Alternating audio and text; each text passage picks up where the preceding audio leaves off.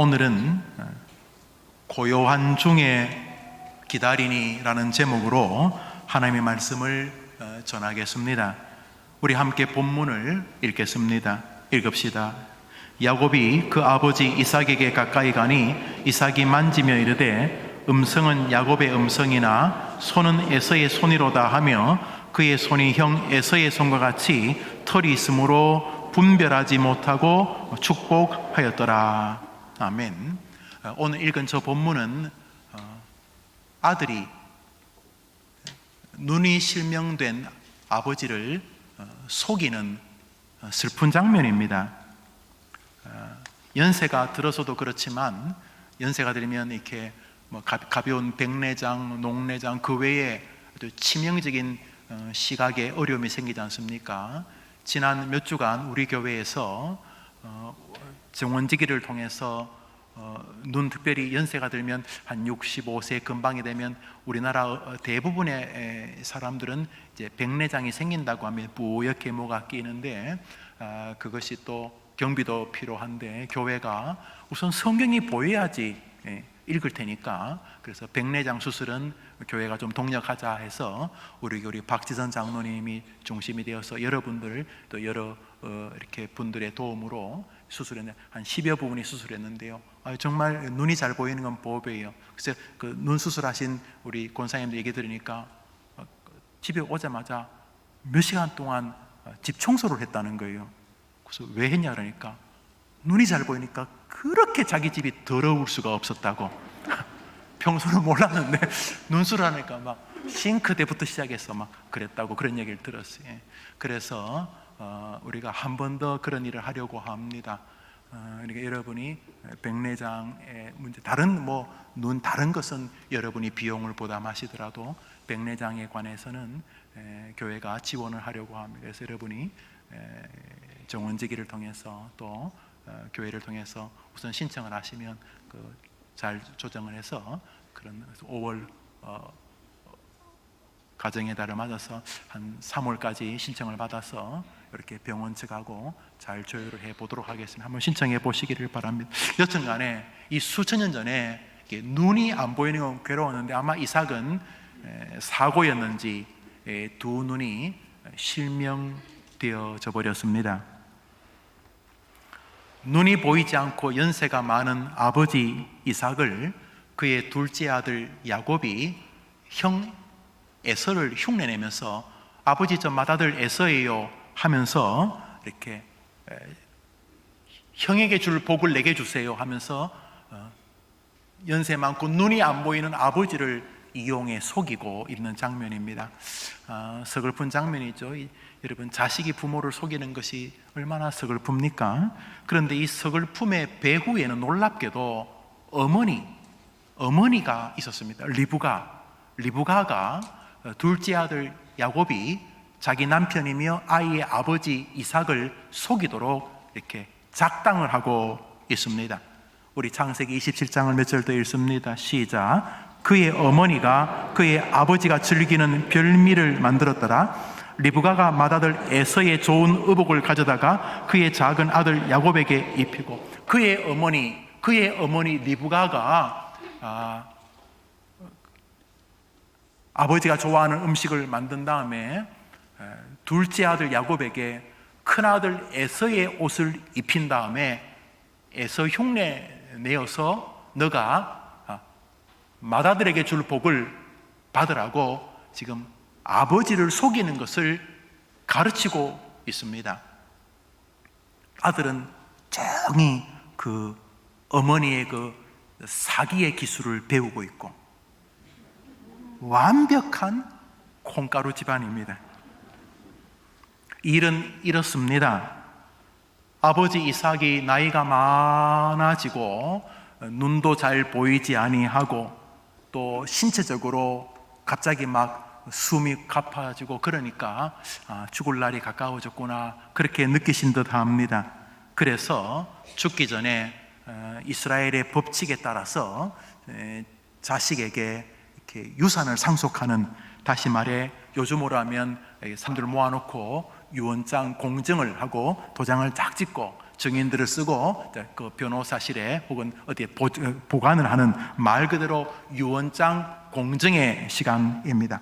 이스라엘에서는 유언장을 낭독하는 것은 하나님 앞에서 신적인 대리자의 역할이었기 때문에 아버지가 혹은 할아버지가 유언장을 낭독하는 그 순간에는 재판의 의미를 담고 있었기 때문에 물을 수가 없었습니다. 무엇보다 당사자나 수혜자 모두가 다 하나님의 이름으로 벌어진다고 믿었기 때문에 아주 장엄한 순간이었습니다.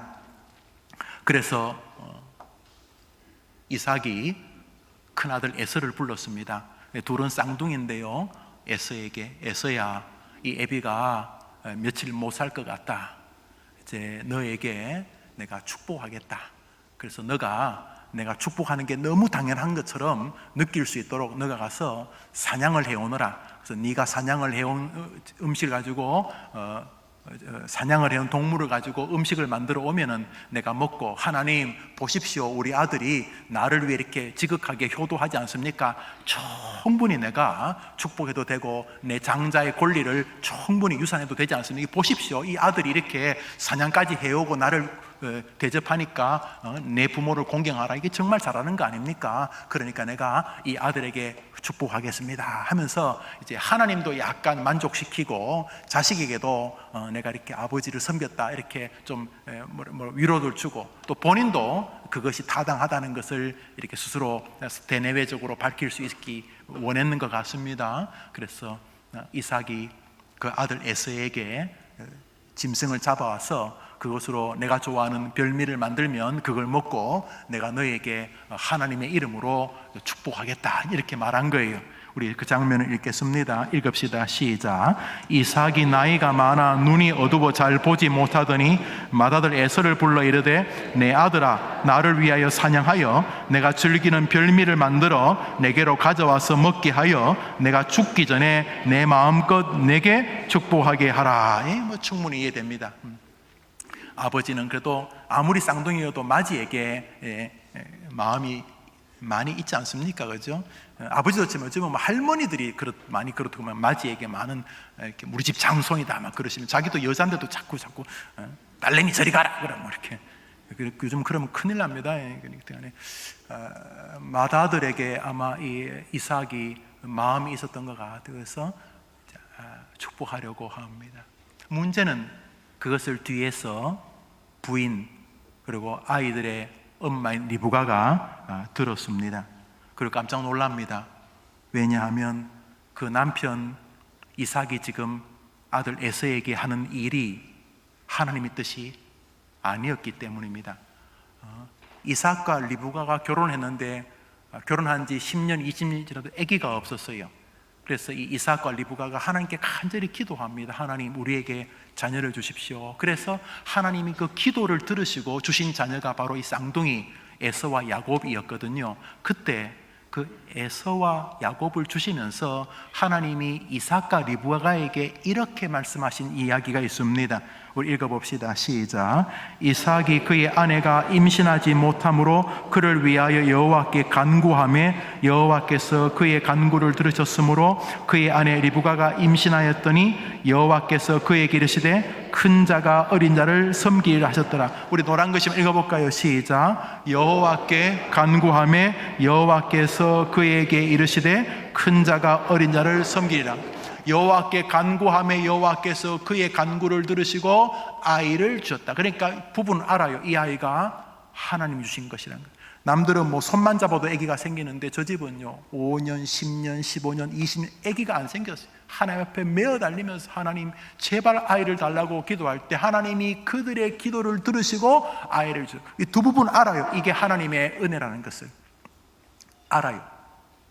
우리가 그냥 자기가 열심히 노력해서 한 달 열심히 샐러리를 받는 것은 그것도 하나님의 은혜지만 잘 모르잖아요.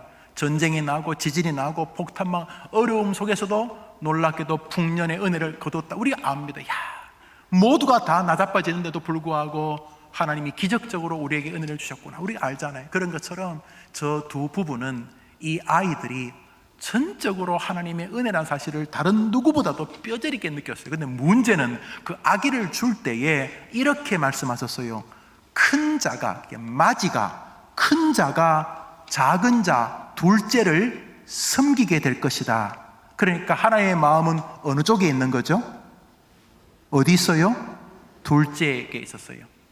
큰 자가 작은 자를 섬기는 것이 내 뜻이다.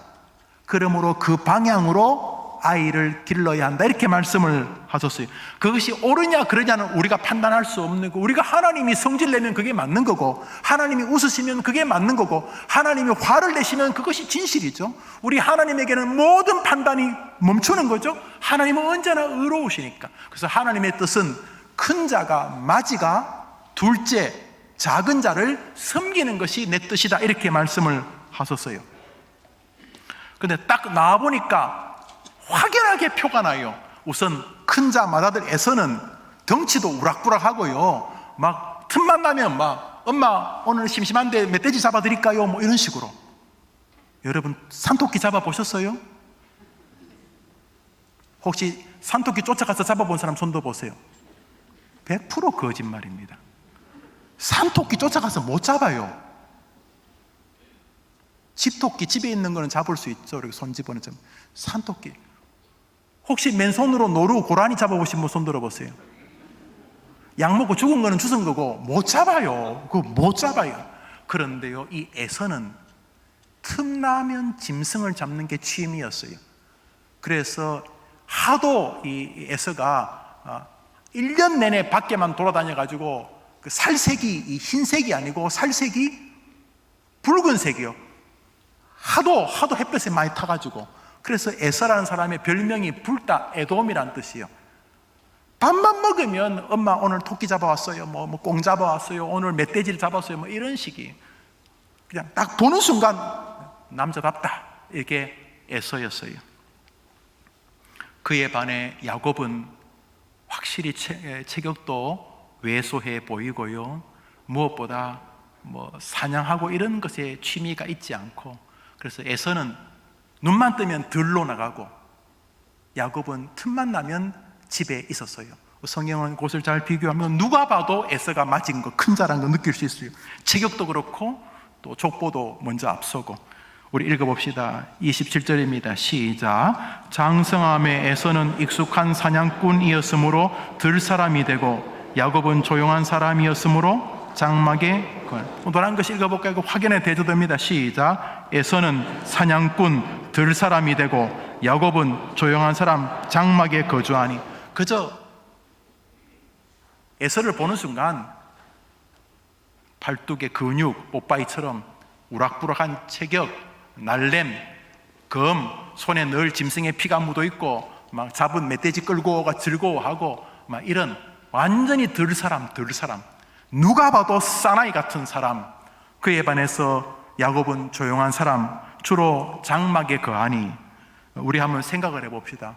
에서가 말합니다. 어이 동생, 형, 야 임마 너는 어떻게 집에만 있냐? 나가자, 멧돼지 잡자. 니하고 나하고 오늘 한번 사자 한번 잡아볼까? 뭐 이러면 야곱이 뭐라 그랬을까요? 뭐라 그랬을까요? 아이 무서워. 적어왔어요. 아이 무서워, 나 엄마와 요리 연습할래. 요즘은 팥죽 끓이는 것이 즐거워. 뭐 이런 식으로. 야곱은 장막에 거하고 에서는 완전히 이 장군이었습니다. 시간이 흐르면서 그의 아버지 아브라함보다는 훨씬 보드라웠던 이삭은 자기에게 없는 용맹함, 체력, 그것이 에서에게 있는 것을 보고 아마 즐거웠던 것 같아요. 이삭은 상대적으로 조용한 사람이거든요. 기질이 야곱 비슷해요. 그에 반해서 든든해 보이는 에서가 심정적으로 마음이 간 것 같아요. 그래서 생각 끝에 뭐 하나님의 말씀을 어떻게 다 지키냐, 우리가 무슨 뭐 그렇게 뭐 엄청나게 거룩한 것도 아니고 기본적으로 지키려고는 해야 되겠지만 어떻게 그것도 20년 전이고 하나님도 잊어버리셨겠지, 뭐 이런 생각을 했는지, 아니면 그래도 저 비실비실하고 뭐 오늘도 아빠 그 야곱이 하는 거예요. 이삭한테. 아빠 오늘 엄마랑 퀼트 했어요. 못 웃는 분은 퀼트가 뭔지 모르게 뜨개질로 이렇게 가방 짠 거예요. 아빠 내가 짠 가방 이쁘죠? 뭐 이런 아들 볼 때 저게 뭐 사내 녀석이 저러냐 싶었는데, 에서는 막 마당에 막 멧돼지 잡아놓고 막 아버지 뭐 오늘 삼겹살 파티할까요? 뭐 이럴 때 이삭의 마음에는 에서가 우리 집안을 이끌어 저 비실비실 그런 저놈 조금 되겠나 이런 마음이 있다가 나이가 들고 눈도 안 보이니까 그만 그쪽으로 마음이 쏠린 것이지요. 그래서 날짜를 잡아서 에서에게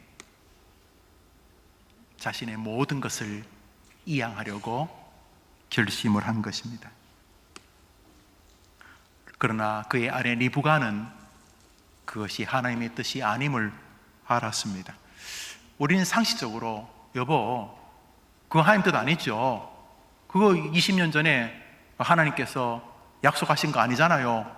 이렇게 말을 못한 것을 볼 때 그 집안의 그 가장의 권위가 굉장히 셌나 봅니다. 보편적으로 여보 그건 아니죠 이렇게 말하면 될 것 같은데 우리 집사님, 여집사님들, 권사님들 그렇게 남편에게 말하죠. 이렇게 말하지. 어따 지금 이러고 있어 지금 사내가 이렇게 말하십니까? 여튼 간에 리브가는 감히 남편에게 자신의 의견을 더 이상 관철시킬 수가 없었던 것 같아요. 이삭이 눈은 안 보이지만 시끄러워. 내가 정해서 시끄러워. 여보 그래도 하나님은 큰 자가 작은 자를 섬긴다고 했으니 당신은 하나님 뜻을 따라 야곱을 축복하셔야 돼요. 시끄럽다니까 이 옆에 내가 라고 한 것 같아요. 그러니까 리브가가 더 이상 남편을 설득할 수 없었어요. 리브가가 더 이상 남편을 설득하지 못하니까 결심을 했어요. 뭘 결심했을까요?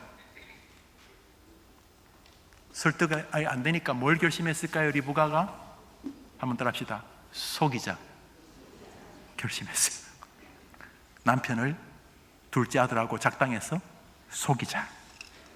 그래서 야곱이 엄마가 만들어준 음식을 들고 형 에서의 옷을 덮어 쓴 다음에 목소리 깔아가지고 아버지 저야 에서예요 이러면서 이제 팥죽 들고 들어간 것입니다. 그러니까 지금 읽었던 성경에 이삭이 느낌은 목소리가 뭐 아무리 깔아도 야곱 같은데 만져보니까 에서의 옷이고 냄새도 에서 냄새고 그러니까 설마 자식이 애비를 속이겠나 생각을 했는지 그걸 먹고는 야곱에게 모든 축복을 다 합니다. 모든 축복을 다 하게 됩니다. 야곱이 아버지의 모든 축복을 다 받고, 쉽게 말하면 유언장 공증받은 걸 딱 들고, 모든 사람이 더 이상 뒤집을 수 없는 그 유언장을 딱 들고 다시 돌아옵니다. 한편 에서는 랄랄랄라 하고 멧돼지 한 마리 잡아가지고 집에 와가지고 막 껍데기 벗기고 이제 구워가지고 아버지 좋아하는 음식을 다 만들어가지고 이제 아버지한테 가서 아버지 저 에서 왔어요. 자 드시고 축복해 주세요. 이렇게 딱 말하는 순간 사단이 나게 됩니다. 우리 본문을 읽읍시다. 시작. 형 에서가 사냥하여 돌아온지라 이삭이 심히 크게 떨며 이르되 내 아우가 와서 속여 내 복을 빼앗았도다. 에서가 소리를 높여 우니 에서가 심중에 이르기를 내가 내 아우 야곱을 죽이리라. 울고 불고 형이 동생을 죽이겠다 그러고 아버지는 놀라고 집안은 부인과 자식이 작당해서 아버지를 속이고 또 아들, 큰아들은 동생을 죽이겠다 그러고 동생은 살해의 위협 속에 살고 이 집안이 지금 풍비박산이 나게 되었습니다. 더군다나 이 권모와 술수, 사기, 거짓 뿐만 아니라 이 살해, 살인의 위협에 이 공기가 감지됩니다. 그 결과 이 가족들은 이산 가족이 됩니다. 가만 놔뒀다가 밤에 칼로 찔러 죽일 것이 확실시 되니까 에서가 뭐 죽이는 거에 이골난 사람 아닙니까? 죽이겠다고 말하니까 이게 지금 심각해진 것입니다. 그래서 그 밤에 아버지 이삭과 리브가가 일이 벌어진 것을 알고는 할 수 없이 야곱을 부릅니다. 불러서는 이삭도 기가 막히고, 생각해 보세요. 아버지를 속인 야곱도 기가 막힐 것이고, 그 음식은 누가 했냐? 엄마가요. 엄마도 기가 막히고, 집안이 서로 속이고 속고 지금 난리가 났는데 어떡하겠어요? 자식은 죽이겠다는데.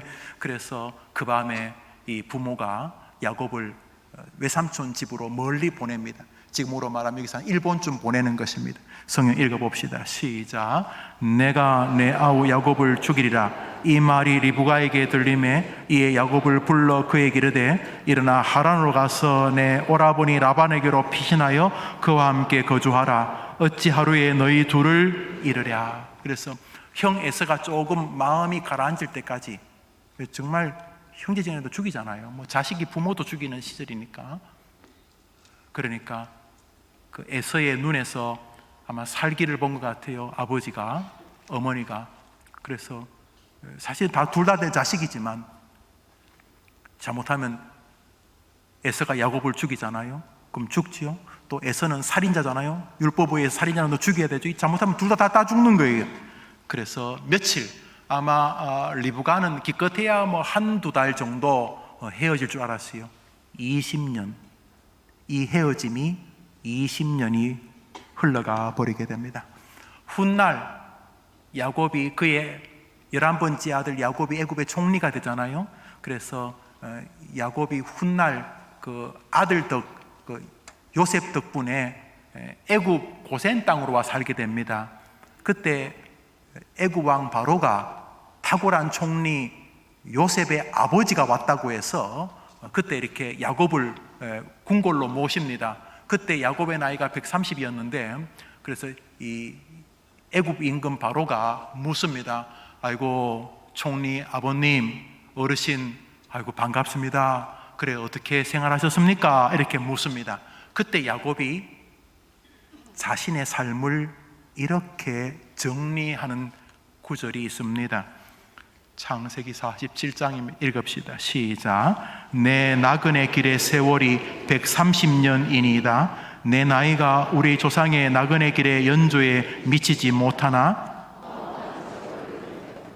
어떤 세월을 보냈다고요?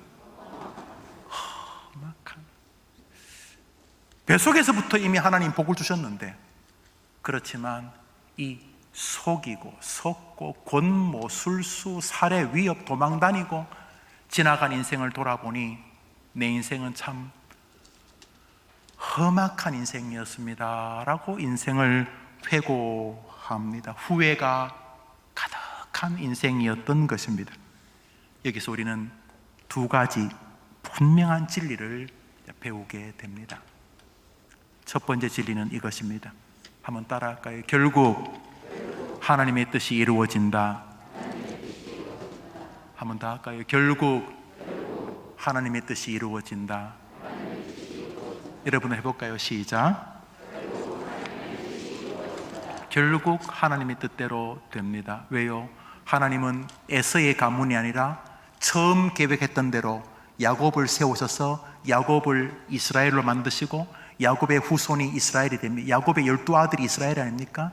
그 야곱의 후손 가운데 유다가 다윗의 조상입니다.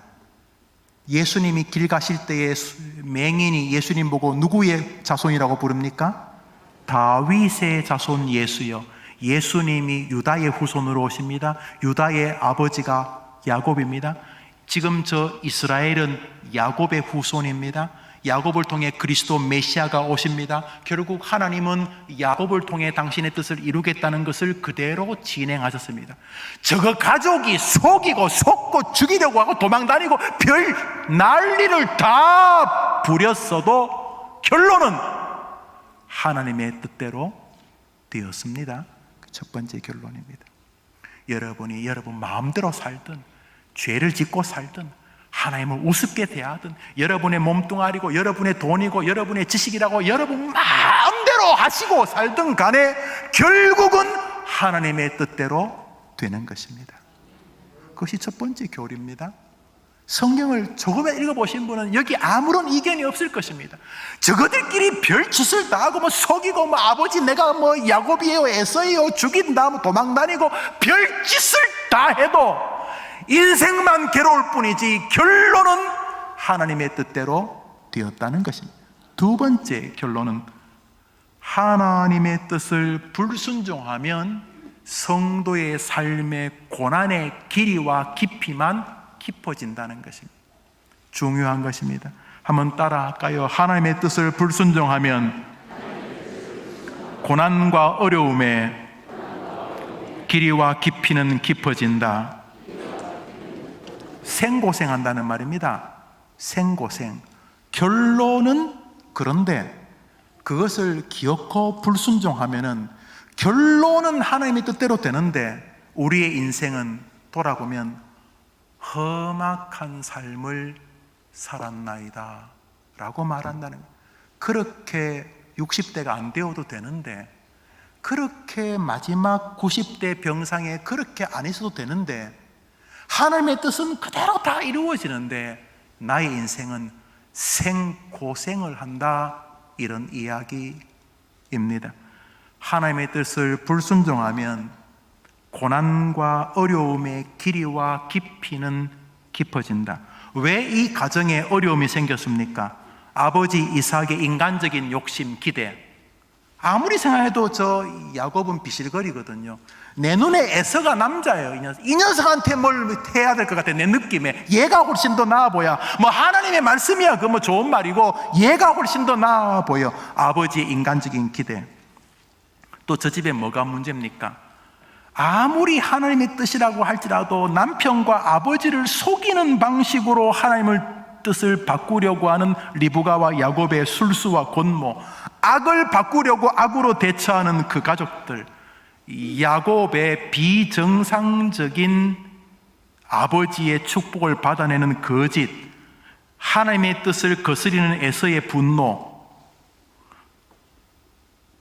집안 전체가 다 하나님의 뜻을 불순종하면서 쑥대밭이 되었습니다. 분열, 저주, 이별, 눈물.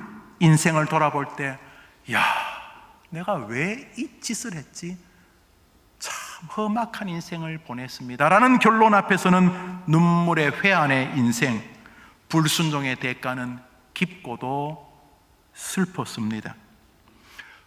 만일 말입니다, 만일 이 가정이 하나님의 말씀을 그대로 우선순위를 두고 가정을 이끌었다면 어떤 결론이 나왔을까? 우선 이삭과 리브가는 아들 에서를 계속 설득했을 것입니다. 에서야, 아빠와 엄마는 너를 사랑한다. 조금도 야곱하고 차이가 없다. 그렇지만 에서야, 하나님은 너의 동생이 하나님의 뜻을 이루어서 우리 집에 장자권을 갖기를 원하시더구나. 에서야, 그렇지만 아빠 이삭과 엄마 리브가는 너를 야곱과 조금도 차이 없이 사랑한단다. 어릴 때부터 에서에게 하나님의 뜻을 가르쳤을 것입니다. 야곱에게는, 야곱아, 너는 형보다 부족한 게 많아, 알지? 그렇지만 하나님께서 너에게 뜻을 계시하셨기 때문에 아빠 엄마는 너에게 장자권과 모든 축복의 권리를 넘길 거야. 그러므로 너는 평생 동안 형에게 빚진 마음으로 살아야 돼. 형은 너를 보호해 줄 것이고, 형은 기꺼이 어렵지만 큰 결심을 해서 너를 도와줄 거야. 아마도 너는 형이 가장 강력한 보디가드가 되어줄 것이고, 너희 형제가 힘을 합치면 누구도 이길 수가 없을 거야. 이렇게 가르쳤을 것입니다. 형 에서를 볼 때마다 야곱은 늘 미안해하고 늘 죄송해 했을 것입니다. 무엇이라도 좋은 것이 있으면 야곱은 형에게 양보하려고 했을 것입니다. 그랬다면 리브가나 야곱은 아버지를 속일 필요도 없었고, 그로 인해 형 에서의 살해의 위협을 받아 도망 다닐 필요도 없었을 것입니다. 무엇보다 하나님은 형 에서의 가정에도 말할 수 없는 복을 주셨을 것입니다. 동의하십니까? 아니면 말고? 그냥 제 생각이죠. 그런데 제 생각이 크게 틀리지 않는 성경적 기록이 있습니다. 훗날 야곱의 12아들이 12지파를 형성하는데 그것이 이스라엘이라고 이러면 잘 아실 것입니다. 그런데 야곱의 아들 가운데 넷째 르우벤, 시몬, 레위, 유다, 이 네 번째 레위, 유다가 이스라엘의 독특한 가문입니다. 하나님은 에서가 아니라 야곱을 선택했던 것처럼 12지파 중에 네 번째 아들 유다를 선택하셨습니다. 그래서 유다를 통해서 다윗을 보내고 유다를 통해서 메시아를 보내십니다. 그래서 무슨 일이 있을 때마다 하나님은 유다를 앞세우십니다. 민수기 1장입니다. 읽어보겠습니다. 시작. 이스라엘 자손이 여호와께 여쭈어 이르되 우리 가운데 누가 먼저 올라가서 가나안 족속과 싸우리까? 여호와께서 이르시되 유다가 올라갈지니라. 보라, 내가 이 땅을 그의 손에 넘겨주오노라. 전쟁을 할 때 묻습니다. 하나님, 12지파 중에 누가 제일 앞장서면 좋겠습니까? 유다가 앞설지니라. 전쟁할 때 제일 강력한 것이 유다였고, 나중에 계수해보니까 12지파 중에 제일 숫자가 많은 것도 유다였습니다. 유다. 그래서 사람들은 이스라엘이 행진할 때 제일 앞에 서 있는 진영은 유다 지파였습니다. 민수기 2장을 읽읍시다. 읽습니다. 시작. 유다 진영에 속한 군대로 계수되는 군인의 총계는 18만 6,400명이라 그들은 제1 유다는 언제나 이스라엘 전쟁 앞에 첫 번째 리더였습니다. 그래서 모든 형제들도 평소에도 뭐 형 그러지만 문제가 있을 때 모두가 다 유다가 앞선두라. 유다는 눈에 보이지 않는 리더였습니다. 뭐 평소에도 뭐 이렇게 있지만 문제가 생기면 항상 유다가 앞장섰습니다. 그래서 12지파 가운데 뭔가 중요한 리더십은 늘 유다에게 있었습니다. 가나안 땅을 모세가 12지파의 대표를 뽑아서 정탐하게 하죠. 잘 아시죠? 돌아온 다음에 40일 동안 정탐하고 돌아와서 10명의 지파의 대표들은 버들버들 떱니다. 기름진 땅이고 뭐 다 좋은데 그 적이 너무 세다. 우리 가면 죽는다. 밟아 터뜨리는 메뚜기 같아. 우리 다 죽는다. 이렇게 말할 때 이 유다 지파의 대표 갈렙과 에브라임 지파의 대표 여호수아 두 명만 걔네들이 센 거 맞다. 그러나 우리 하나님이 더 세시다. 하나님이 우리와 함께 하시면 저들은 우리의 밥이다. 하나님의 말씀을 거역하지 말고 치러 가자. 이렇게 말했다가 맞아 죽을 뻔했어요. 희망회로 돌린다고, 희망 고문한다고 죽이려고 그랬거든요. 하나님이 개입하셔서 살았지, 안 그러면 죽었어요. 그때 이 유다 지파의 대표 갈렙과 에브라임의 지파 대표 여호수아 2명만이 결국 죽지 않고 가나안 땅에 들어가서 나머지 다 죽습니다. 그런데 중요한 것은 이 유다 지파 갈렙이 모세의 뒤를 잇는 지도자가 아니었다는 사실입니다. 2명은 다 존경할 만한 사람입니다. 유다 지파의, 기억하십시오. 유다 지파의 갈렙, 에브라임 지파의 여호수아 2명. 우리 민수기 32장 읽읍시다. 시작. 여분네의 아들 갈렙과 눈의 아들 여호수아는, 갈렙과 여호수아 이 두 사람만이 온전히 하나님을 따랐습니다. 자, 그러면 모세가 죽은 다음에 하나님이 이 이스라엘의 두 번째 후계자를 누굴 세워야 합니까? 실컷 이야기하니까 계속 유다가 앞설진이라고 해놓은 다음에, 그래, 여러분 생각에 누구를 세워야 됩니까? 그 갈렙은 모세 다음에 누가 지도자 될 거라고 생각했을까요? 갈렙이란다. 여호수아 갈렙 중에서 누가 생각했을까요? 갈렙 생각, 나는 유다 지파인데. 그런데 정작 말입니다. 하나님이 리더십을 갈렙이 아니라 여호수아에게 넘깁니다. 성경 읽습니다. 민수기 17장입니다. 시작. 여호와께서 모세에게 이르시되 여호수아 그에게 안수하고 그를 온 회중 앞에 세우고 이스라엘 자손의 온 회중을 그에게 복종하게 하라. 하나님이 모세의 리더십이 끝나자 그 리더십을 유다 지파 갈렙이 아니고 보도 듣도 못한 에브라임의 후손 모세의 비서 여호수아에게 리더십을 이양하게 합니다. 그래서 갈렙은 역사에서 뒤안길로 사라집니다. 갈렙이 왜? 누구는 뭐 인삼 뿌리 먹고 누구는 무 뿌리 먹나, 누구는 뭐 금태 들고 나왔나, 왜? 우리는 유다 지파인데 모세 왜? 하나님 왜 이러시는 거예요?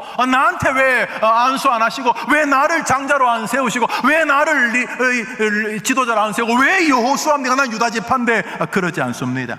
이 갈렙은 여호수아가 세워지자 역사에 사라져 버립니다. 나중에 헤브론 땅을 찾을 때 그때 나옵니다. 철저하게 2인자로 사라집니다. 끊임없이 여호수아를 존중하고 여호수아를 높입니다. 성경 어디에도 갈렙이 깐죽거리며 여호수아를 괴롭혔다는 말이 안 나옵니다. 왜 이러십니까? 이러지 않습니다. 여호수아에게 하나님이 리더십을 이양하자마자 갈렙은 그날부터 2인자가 됩니다. 여호수아를 섬깁니다. 사실 성경에 이 여호수아가 저희 죽을 때까지 갈렙의 이야기가 나오지 않습니다. 그늘도 이렇게 밟지 않습니다. 끊임없이 여호수아를 존중합니다. 그러면 갈렙은 핫바지인가? 핫바지 알죠? 핫바지. 보자 하니 보자기로 하네. 우리 원로 목사님 탁구 치실 때마다 늘 그러셨는데 그립네요. 가만히 있으니 가만히로 하나. 늘 그 어른이 하시는 농담이 그거이셨는데, 그러면 갈렙은 핫바지 그냥 끝난 건가요? 그런가요? 아니, 천만의 말씀입니다. 그런 좋지 못한 속담 같은데, 재주는 곰이 넘고 돈은 뗀놈이 둔다, 그런 말이죠. 얼굴 마담은 여호수아 맞아요. 그런데 실속은 유다지파 갈렙이 다 차립니다. 여기 중요한 것이 있습니다. 이 두 가문을 한번 생각해 보십시오. 갈렙의 가문과 지금 야곱의 가문을 한번 생각해 보십시오. 이쪽은 결국 하나님의 뜻대로 되는데 권모, 술수, 시기, 속임, 고난, 괴로움, 이별, 눈물 이런 게 가득합니다. 결국 하나님 뜻대로 되는데, 이쪽은 하나님이 여호수아를 세우자 갈렙은 그때부터 잠잠해집니다. 그리고 계속 여호수아를 도와줍니다. 훗날 계산해 보니까 실속요 여호수아가 아니었습니다. 갈렙이었습니다. 가나안 최고의 땅 헤브론 땅의 주인이 누굴까요? 유다 지파 갈렙이었습니다. 다윗은 누구 지파라고요? 갈렙 유다 지파였습니다. 예수님은 누구 지파로 옵니까? 갈렙 유다 지파였습니다. 다윗의 자손 예수 유다 지파였습니다. 재주는 여호수아가 넘고 실속은 갈렙이 다 가지게 되었습니다. 여러분, 전율하셔야 됩니다. 주님의 뜻을 이루소서 고요한 중에 기다리니. 그렇게 난리 안 부려도 됩니다. 안식일을 기억하여 거룩히 지키라. 거기 빈틈을 만들지 마십시오. 안식일을 굳이 지켜야 됩니까? 안식일날 놀러 가면 안 됩니까? 굳이 빈틈을 만들지 마십시오. 결국 주님의 뜻대로 되기 때문입니다. 안식일을 기억하여 지키면 복을 주시겠다고 했으니 괜히 돌아다니면서 무슨 다른 빈틈이 없을까? 행복한 길 없습니다. 그렇게 어렵게 살아지 않아도 됩니다. 하나님은 사랑이십니다. 하나님이 야곱과 에서를 차별할 거라고 안 믿으셔도 됩니다. 만일 에서가 그렇지요 아버지, 우리가 태어난 것도 하나님 뜻이었다면서요. 저는요 충분히 내 쌍둥이 동생이 잘 되는 거 기쁩니다. 그랬다면 제 생각에 에서는 이스라엘 최대 가문 중에 하나가 됐을 것입니다. 에서가 죽이겠다 그 짓 안 했으면 아마 리브가와 야곱도 아들아, 아버지의 저 모습이 하나님의 뜻은 아닌 것 같은데 그러나 하나님 뜻이 계실 거야. 일단은 아버지 말을 순종해보자 하고 리브가와 야곱이 아버지를 팥죽으로 속이고 음식으로 속이고 고기로 속이고 형 옷으로 입고 그래 속이지 않았더라면 훨씬 더 좋은 결과가 나왔을 거라고 저는 믿습니다. 그러나 이 집은 하나님의 뜻은 결국 그대로 진행되지만 난리 법석을 부리며 한 인생이 그렇게 끝이 나지만, 여기 갈렙은 하나님이 여호수아를 세우자 내 생각에는 나 같은데요. 내 생각에는 유다지파 내가 저 자리에 있어야 될 것 같은데 이상하게 하나님이 잠시 여호수아를 저 자리에 세우셨어요. 뒤에서 깐죽거리고 말 지어내고 여호수아 약점 만들어내서 자꾸 사람들한테 이렇게 말했을 수 있는데 갈렙은 안 그랬어요. 갈렙은 다윗 세워지자 깐죽거렸던 사울 임금처럼 안 했어요. 갈렙은 그래요, 하나님 뜻이 계시겠죠 하고 여호수아를 존중합니다. 나중에 보니까 여호수아는 얼굴마담이었어요. 진짜 모든 복은 갈렙이 다 받았기 때문입니다. 굳이 우리가 믿고 사는 동안 리브가나 야곱처럼 안 해도 됩니다. 아들아, 우리 아빠 속이자. 굳이 그렇게 안 해도 됩니다. 많은 사람들이 하나님의 말씀을 무시합니다. 다른 길이 있을 것 같이 말입니다. 아닙니다. 하나님의 방법이 훨씬 더 명백하고 축복적이고 확실합니다. 그러므로 성도는 이 땅에서 자신에게 말씀하시는 하나님에게 늘 예민합니다. 가령 기도를 생각해 보십시오. 구하라, 그리하면 주실 것이요. 제일 빠른 게 기도 아닙니까? 아닙니까? 이렇게 앉아서 우리 성서 기도 아닙니까? 기도는 약발이 약하고 혹시 다른 것으로 이렇게 좋은 일이 벌어질 걸 생각합니다. 설교를 준비합니다. 설교. 목사가 설교를 준비하죠. 2부, 3부, 잠시 1시 반에 복음통일 소환부 설교를 제가 하지 않습니까? 설교. 저 설교도 준비하죠. 열심히 준비하죠. 지난 57년간의 삶이 여기 있겠죠. 지난주에 읽었던 책들, 생각했던 것들, 내 경험들, 내 만남들 이런 것들 설교가 되겠죠. 그러나 가장 설교를 바르게 잘하고 싶으면 제가 뭐 해야 됩니까? 기도입니다. 하나님, 말씀을 전할 때에 들을 만한 설교를 하게 해 주옵소서. 하나님, 설교할 때 성도들에게 그 시간 행복하게 하시고 설교가 끝난 다음에 한 주간 말씀이 저들을 견인하게 도와 주옵소서. 가장 빠른 방법 아닙니까? 돈 버는 건요? 가장 빠른 방법이 뭡니까? 하나님 앞에 기도하면서 돈 버는 거 아닙니까? 자녀를 잘 키우고 싶으니까 가장 빠른 방법이 뭡니까? 정말로 기도로. 그래서 자식도 압니다. 나는 우리 엄마 아빠의 기도를 통해서 이렇게 복 받았다. 할렐루야. 여기 하나의 방식이 있습니다. 인생이 빛나고 싶습니까? 예, 빛나는 거 나쁘지 않아요. 존중받는 거 좋은 거예요. 정말로 인생이 빛나고 싶습니까? 하나님과 사람 앞에 정말 빛나는 인생이 되고 싶습니까? 우리 다니엘서 읽어봅시다. 읽습니다. 시작. 많은 사람, 옳은 길은 누굽니까? 예수 그리스도. 많은 사람을 예수 그리스도께로 돌아오게 하자는 벼락같이 전도하십시오. 빛나고 싶다면 괜히 딴 것 가지고 자꾸 이렇게 딴 것도 빛나는 것일 수 있을 수 있어요. 그죠? 그러나 반짝이는 게 다 보석이 아닌 것처럼 여러분 진짜 빛나고 빛나지고 싶은 마음이 없으면 할 수 없지만 내 영혼도 빛나고 싶고 내 삶도 빛나고 싶고 내 인격도 빛나고 싶고 내가 하나님과 사람 앞에서 빛나는 생애가 되고 싶다면 전도하시고 힘이 있으면 힘으로 하시고 돈이 있으면 돈으로 하시고 지식이면 지식으로 말이 있으면 말로 하시고 환경이면 환경으로 하시고 여튼간에 많은 사람을 예수님께로 돌아오는데 인생을 쓰십시오. 그럼 주님 말씀하셨습니다. 그러면 하늘의 별처럼 스타죠, 스타. 내가 빛나게 해 주겠도다. 할렐루야. 저 방법 말고 자꾸 다른 길을 모색하지 마십시오. 야곱처럼, 이삭처럼 하나님의 뜻이 있는데 그건 안 하고 자꾸 술수, 속수 이런 것을 쓰려고 안 하셔도 됩니다. 기억하십시오. 결국 주님의 뜻대로 이루어진다. 두 번째로, 주님의 뜻을 불순종하면 인생의 고난의 깊이와 길이는 더 깊고 두꺼워진다. 일생입니다. 이생 한번 살아보고 이건 아니네, 주님 뜻대로 살아야겠다, 이렇게가 아니라 한 번뿐입니다. 그래, 지금 있는 순간에서 내가 할 수 있는 최선, 주님의 뜻이 무엇일까? 주님 말씀이 뭐지? 이런 마음으로 사는 것입니다.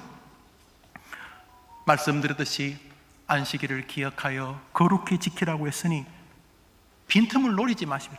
얘들아, 주일날 예배해야 된다. 아빠 교회 가기 싫어. 아니야, 너와 나와 우리 가정이 행복하고 너도 행복하고 싶지? 그러면 그 길이 가장 빠른 길이야. 이렇게 말씀하셔야 됩니다. 헌금 생활, 11조 생활을 명하셨으면 그렇게 하십시오. 복음 전파, 선교사, 저런 교회 목사의 생활, 또 사역의 여러분이 헌금 안 하면 그 일 어떻게 합니까? 저는 요즘 이 이상한 정말 희한한 인간들이 목사들인 게 너무 괴롭습니다. 무슨 헌금 생활을 비아냥거리면서 또 동성연애는 지지해요? 그건 또 뭔가 싶었더니 그 성경은 그렇게 말하지만 그래도 사랑으로, 이게 무슨 코미디도 아니고, 이거는 성경대로 하지만 이건 아니고, 이거는 성경, 이건 아니, 이 말도 안 되는, 자꾸 속수를 개발하지 마십시오. 성경 말씀 에베소 6장입니다. 읽읍시다. 시작.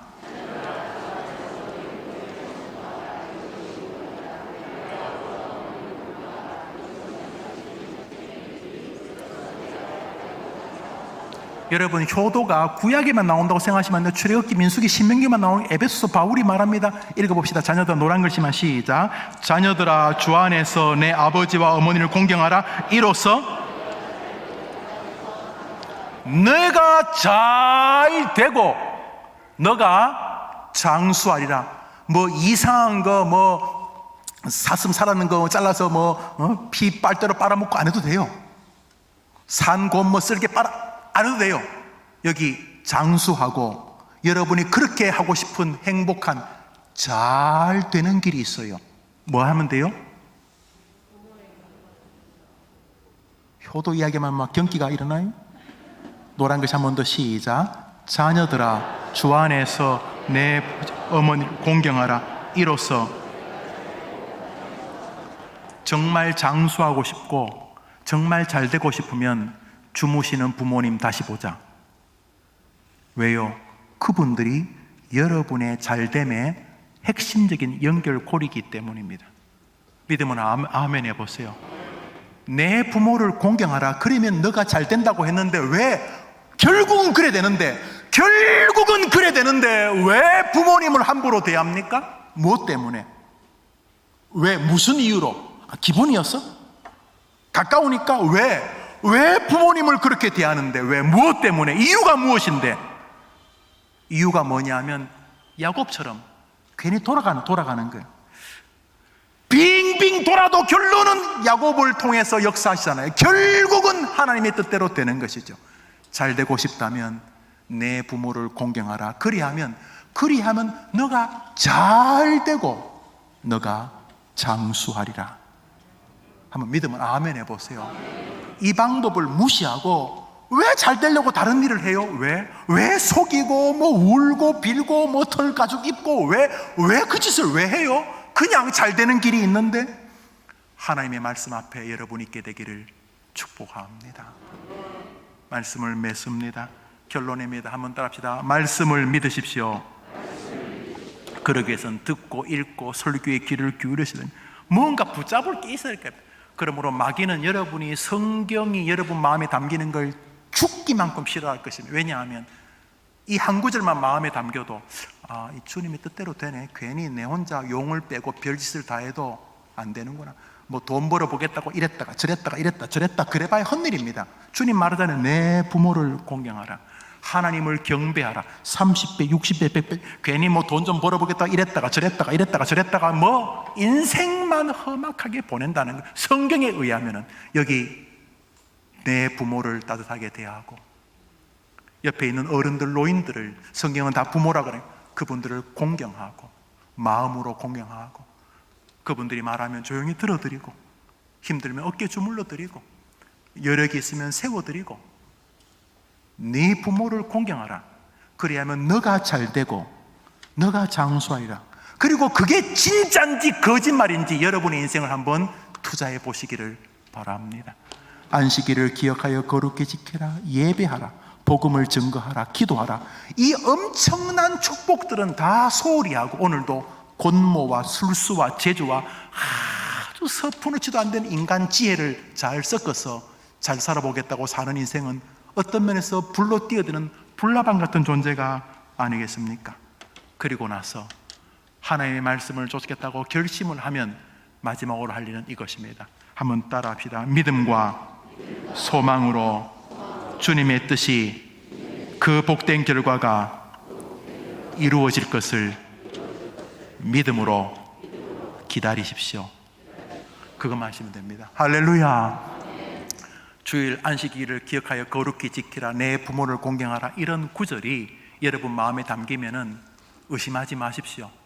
그것이 정말 믿어지고 그것이 여러분의 오늘도 설교로 여러분의 마음에 이 설교의 한 토막이 뭐 다 담기면 좋지만 한두 토막이 여러분의 마음에 담기면 그것을 담으십시오. 그리고 그게 믿어지면 그 다음부터 기다리십시오. 안 속여도 됩니다. 굳이 뭐 양가죽 덮어쓰고 뭐 목소리 깔고 아버지 속이고 안 해도 됩니다. 결국 주님의 뜻이 이루어지기 때문입니다. 주님의 뜻을 이루소서. 고요한 중에 기다리니. 이번 한 주간 말씀을 붙잡고 그대로 된다는 신뢰를 가지고 믿음으로 기다리는 동안 한 주가 즐겁고 그런 모습이 여러분 주변의 사람들이 여러분 보고 야, 저 사람은 하나님이 도와준 사람이다 라고 말하는 간증의 주인공으로 우뚝 서게 될 줄 믿습니다. 우리 찬송 한장 합시다. 주님의 뜻을 이루소서.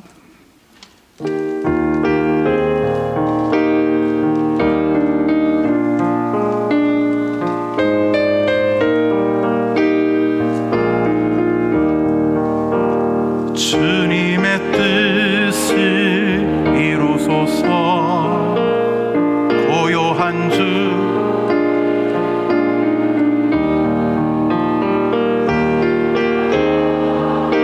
믿으십시오.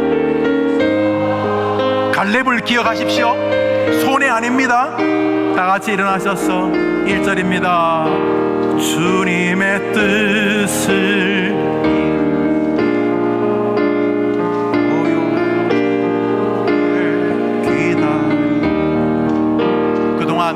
잘 살아보겠다고 믿음 다 팔아버리고 혼자 막 정신없이 쫓아다녔던 인생을 잠시 멈춥니다. 마지막으로 부릅시다. 주님의 뜻을 이루소서. 주님을 믿으십시오. 이 말씀을 믿으십시오. 기도하라고 하면 기도해 보십시오.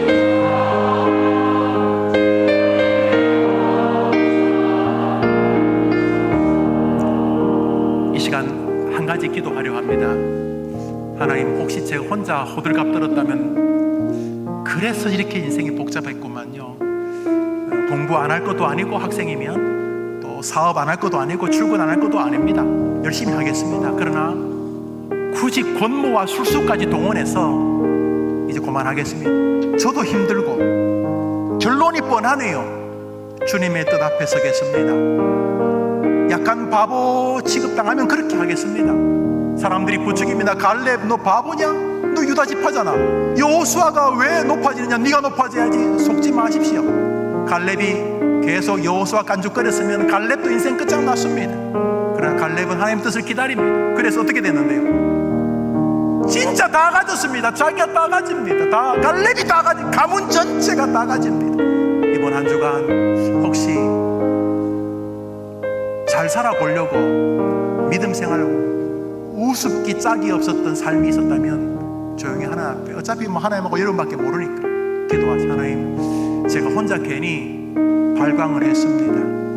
그 많은 허무한 세월들 제가 꼭 리브가나 야곱이나 에서와 이삭처럼 권모와 술수를 동원하고 믿음도 팔아먹고 그랬는데 죄송합니다.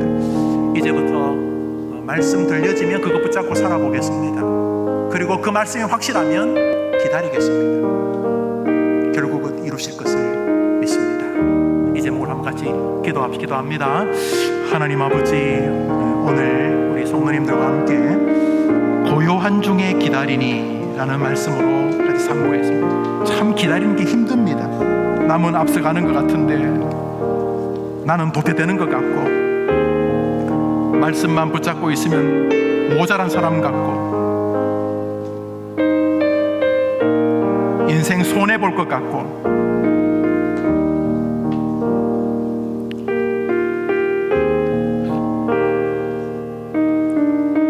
그래서 많은 젊은이들이 교회를 떠납니다. 많은 중년들이, 많은 노인들이 인생 황혼에서도 성경과는 굉장히 거리가 먼 인생을 살아갑니다. 여기 주님의 뜻대로 된다는 이 명백한 진리가 우리 성도들에게 성경으로 가까이 가는 계기가 되게 하시고, 결국 주님의 뜻대로 된다는 것을 기억하고 성경 읽고 싶다, 성경을 좀 배우고 싶다, 말씀을 좀 더 귀하게 이해하고 싶다, 이런 마음이 들게 해주시기를 원합니다. 말씀을 붙잡고 사는 성도들이 있다면 낙심하지 마라.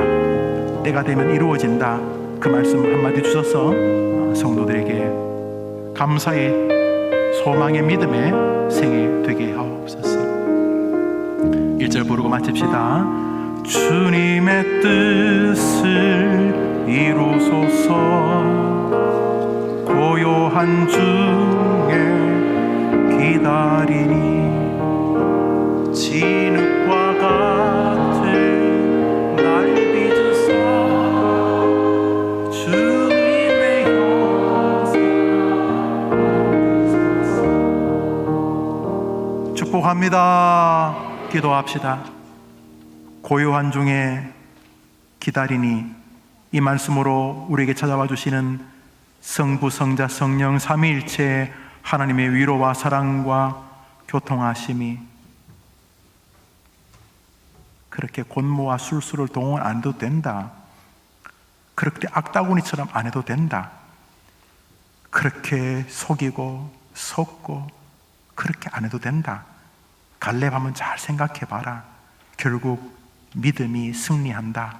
이 말씀 자신의 것으로 받으면서 그동안의 삶을 다시 한번 점검하고 남은 삶 말씀 따라가겠습니다 결심하는 우리 성도들과 특별히 저들의 후손들 위해 영원토록 함께 있을지어다. 아멘.